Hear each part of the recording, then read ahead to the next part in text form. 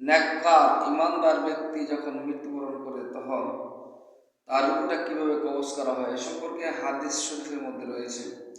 আলা নবী সাল্লাল্লাহু আলাইহি সাল্লাম ইন্নাল আবদাল মুমিনিনা ইজা কানা ফিল কিতাইম মিনাদ দুনিয়া ওয়া ইকবালিন ইলাল আখিরাহ নাযালা ইলাইহি মালাইকাতুন মিনাস সামাই বিদুল বুজুহি কাআন্না বুজুহাহুমুশ শামস মাআহুম আকফানুম মিন আকফানিল জান্নাহ ওয়া হুনুতুম মিন হুনুতিল জান্নাহ হাত্তা ইয়াজলিসু মিনহুম মাদ্দাল বাসির সুম্মা ইয়াজিউ মালাকুল মাউত ইয়াজলিসু ইনদা রাসিহি ফায়াকুলু আইয়াতুহা নাফসুল মুতমাইন্নাহ।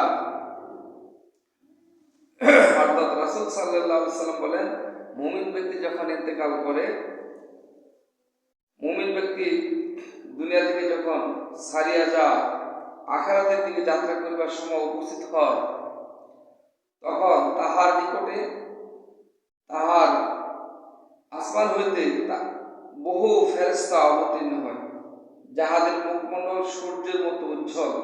তাহারা তাহাদের সঙ্গে ব্যস্ত হইতে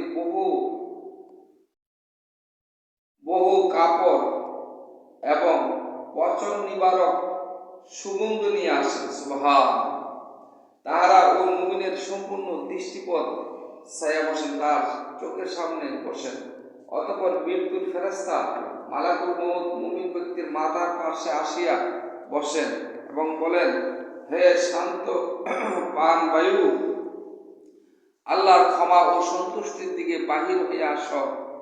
তখন সরাহি হইতে পানির ধারা যেরূপ বাহির হয়, তদ্রূপ পান বায়ু বাহির হয়ে আসে। সরাহি মানে একটি ঝক বুঝায় বা মগ বুঝে, ওইখান থেকে যখন পানিটা ডাললে যেরকম পড়ে, তদ্রূপ তার দেহ থেকে পান বায়ুটা বাহির হয়ে আসে। যদিও তোমরা ইহার বিপরীত কিছু দেখিতে পাও, অর্থাৎ মুমূর্ষ ব্যক্তির বাহিক কষ্ট, তাকলিফ ইত্যাদি ইত্যাদি।